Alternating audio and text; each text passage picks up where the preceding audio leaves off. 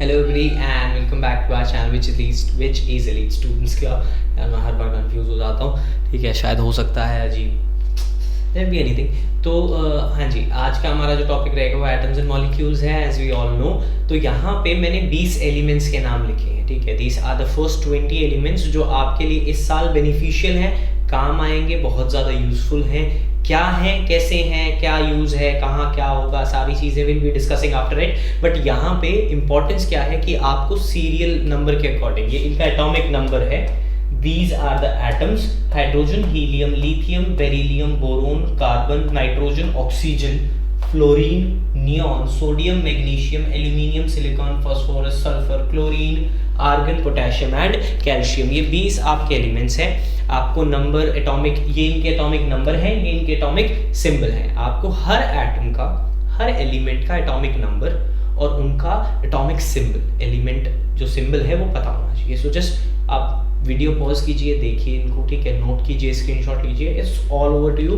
We'll be rubbing it, erasing it and we'll be continuing to the next topic.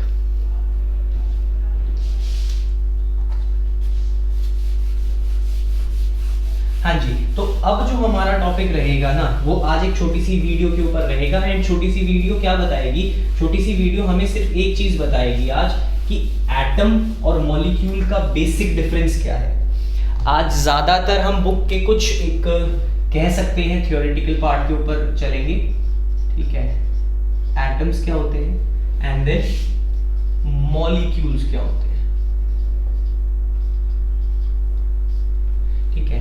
हमने अभी तक मैंने आपको एक चीज बताई थी, that atom is the tiniest substance और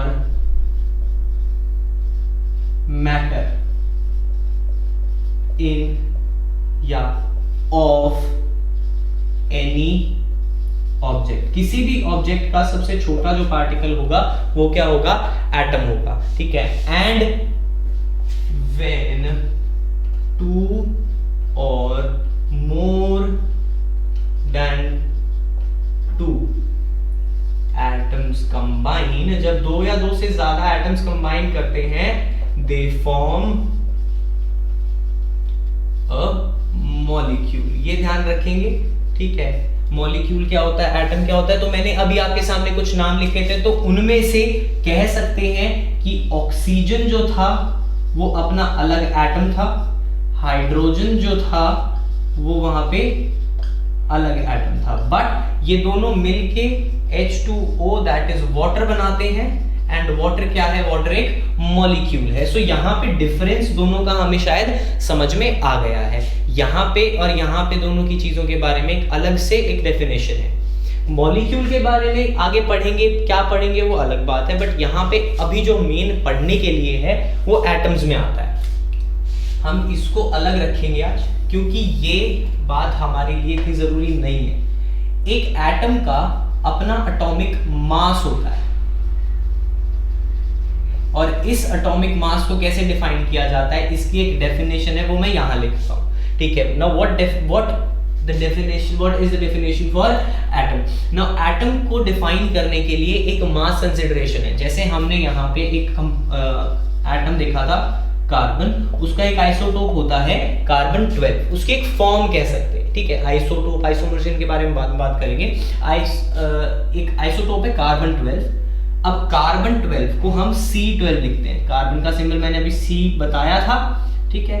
तो एटम, एक एटम का मास कितना होगा, like for a one atom, उस एक एटम का सबसे एक सिंपल फॉर्म में उनका जो मास होगा उसको कैसे डिफाइन करेंगे? इसको डिफाइन किया जाता है एटॉमिक मास यूनिट में, जिसका सिंबल स्मॉल u होता है। जैसे आप डिस्टेंस को आप मीटर में डिनोट करते हैं या उनको मेजर करते हैं, ठीक है। आप टाइम को आप सेकंड्स में, ये SI यूनिट है। वैसे ही एटम्स को मेजर करने की जो SI यूनिट है वो 1 एटॉमिक मास यूनिट है, या फिर 1 AMU बोल लो, चाहे आप U बोल लो, that is all up to you, ठीक है। आई रियली होप आपको ये चीज समझ में आई होगी। यहाँ पे अब बात क्या आती है, देखो कंफ्यूजन जनरेशन्स के दिमाग में है बिकॉज इट इज डायरेक्शनलेस। तो यहाँ पे ये जो हमें पता लग गया ना, इतना समझ में आ गया। अब ये क्या है, वो डायरेक्शनलेस है। तो इसको समझाने के लिए एक छोटी सी डेफिनेशन आपकी बुक में भी लिखी हुई है, मैं भी लिखा। अब मान लो कार्बन 12, चलो मैं पहले डेफिनेशन ही लिखता हूं। 1 AMU is equal to mass of 1/12 part of carbon 12। मान लो कार्बन 12 का एक छोटा सा एक एटम है एंड इस एटम के मैं 12 हिस्से कर रहा हूं।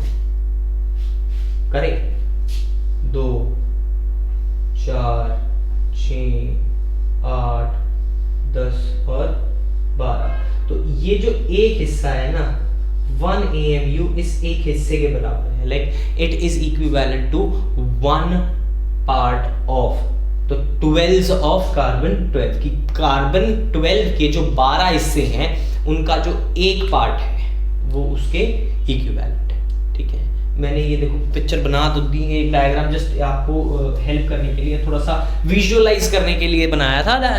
It's not much of that thing. ठीक है, तो यहाँ तक इतनी सी ही बात थी। अब आप पूछेंगे कि सर हमारी ना नोटबुक में या बुक्स में हमें मॉलिक्यूलर मास भी बोला गया है। हाँ जी, बिल्कुल होता है। अगर मैं आपको इसके बारे में बताऊं तो हाइड्रोजन का मास 1U होता है, इंटू 2 हो जाएगा, प्लस इसका 16U होता है, तो यहां पे इट गोज टू 18U। ठीक है ना, इस तरीके की कैलकुलेशंस होती है मॉलिक्यूलर मास में। बट उसके लिए आपको एटॉमिक मास यूनिट समझना जरूरी था, एक एटम का मास जानना जरूरी था। So that was it. ठीक है, that was for today.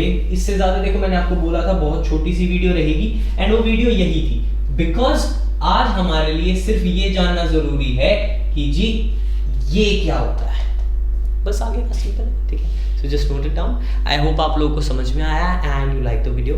So just please keep learning and keep studying, keep growing. Bye.